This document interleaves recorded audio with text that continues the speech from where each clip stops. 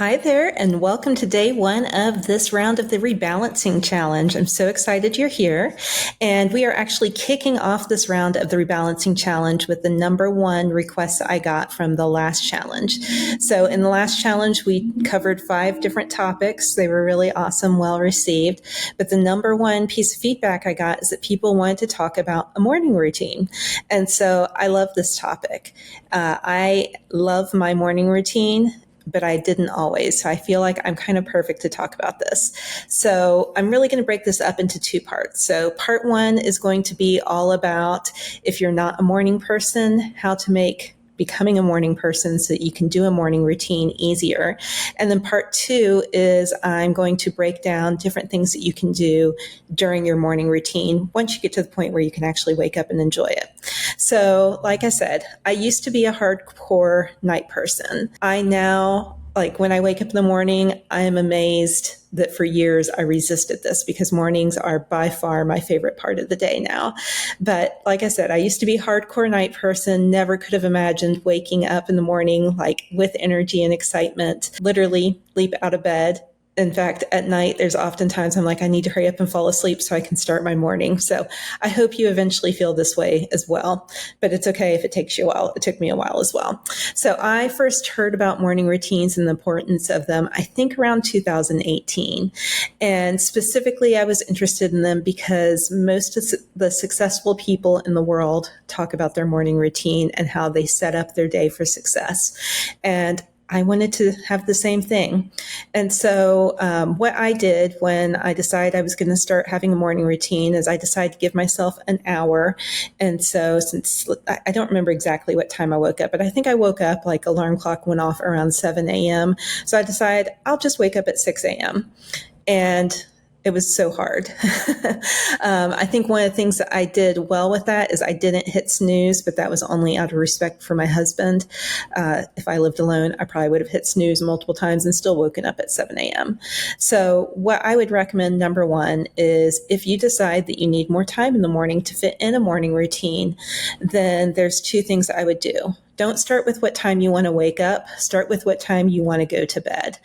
And so that was one of the first mistakes I made was I just automatically decided I would wake up earlier, which meant I was sleeping less. And instead, what I should have done is think about, I want to wake up at 6 a.m. So what time do I need to go to bed?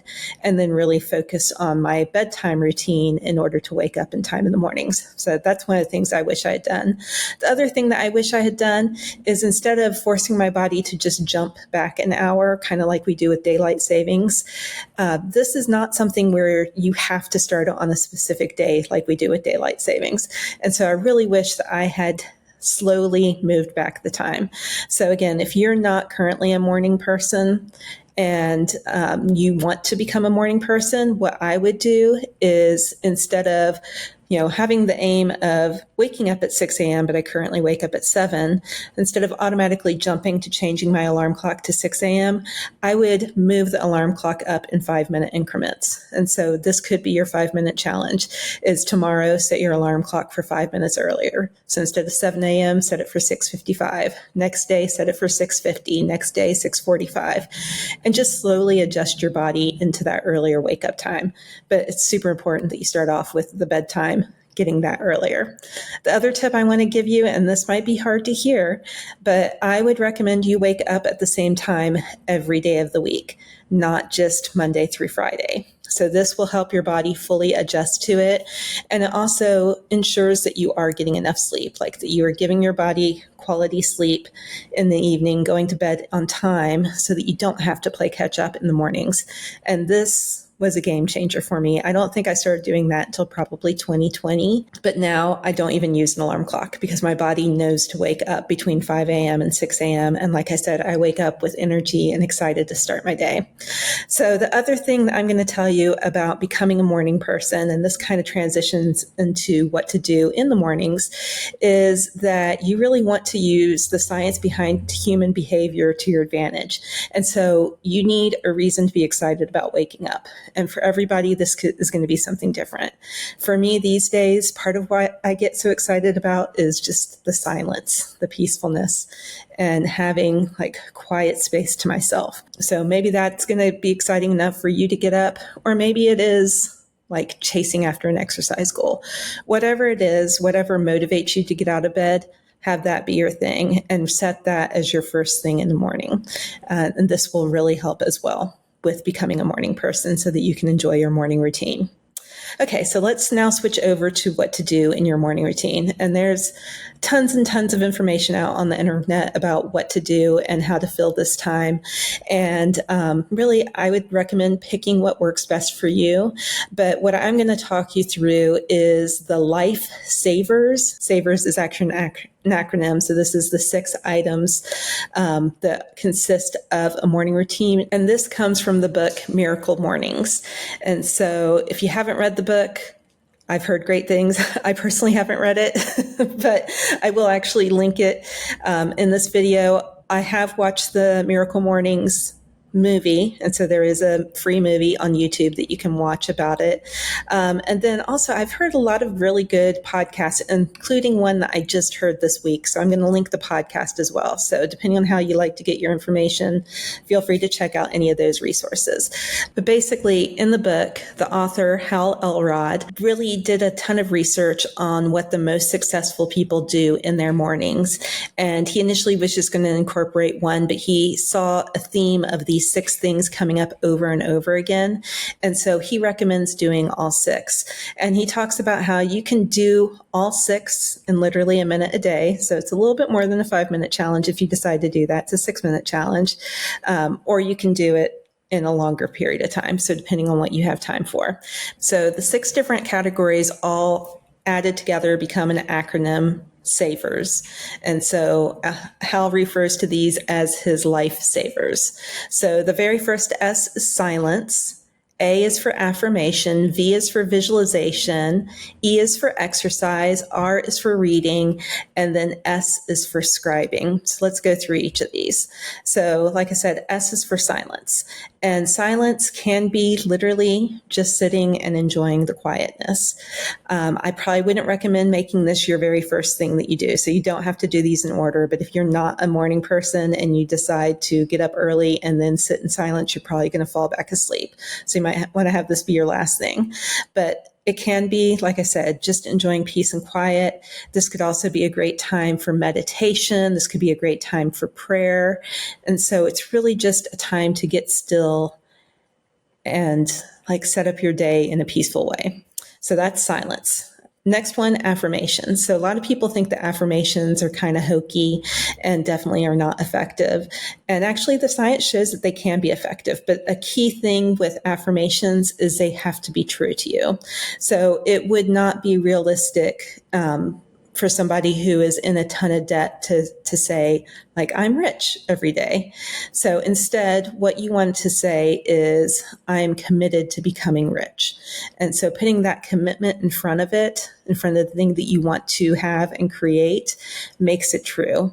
Hopefully it makes it true. If you're not committed to that, then that's not really a good goal. But whatever your goal is, put committed in front of it. Maybe you don't care about wealth. So maybe it is, I want to be healthy. So don't say I want to be healthy. Don't say I am healthy if you don't feel healthy. But saying I am committed to my health will put you on the path towards it. So you can speak your commitments your affirmations out loud, or you could write them down. But really taking time to be intentional with the words that you're using and what you want to create in your life. Super important. Okay, next one is visualization. And I feel like we hear about this all the time in the sports world, but we don't hear about it very much anywhere else. But this is effective for everybody. So most major athletes talk about the importance of visualizing, winning the goal, winning the World Cup, whatever their big goal is. They visualize that, and that's part of what helps them get there. And we can do this as well. So if you're a mom and you just want to successfully raise your children and get them through high school and graduation, maybe you're visualizing their graduation day. Whatever it is that you have a goal for, visualize what it will look like when it happens. And this actually trains our brain to be successful when it does happen. Next one is exercise. So I think we all know that exercise is important, but there is a huge benefit to exercising first thing in the morning.